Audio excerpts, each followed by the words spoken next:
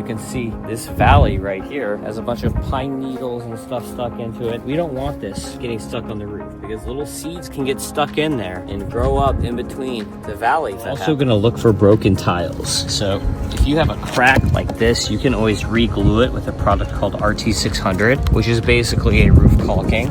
But if you have shattered tiles, you do not want them on the roof because you don't want the paper exposed to the sun. The underlayment under the tiles can only be exposed to the sun for even the best papers a maximum of 180 days. So if this is exposed to the sun and the sun bakes out the underlayment, that's your actual waterproofing. The tile is not a waterproofing. This only protects the paper, which is the waterproofing. So if these tiles are broken and that paper is going to get baked by the sun and start cracking out, you're going to run into a roof leak. Number 4 is going to be to look at the hip and ridge mortar.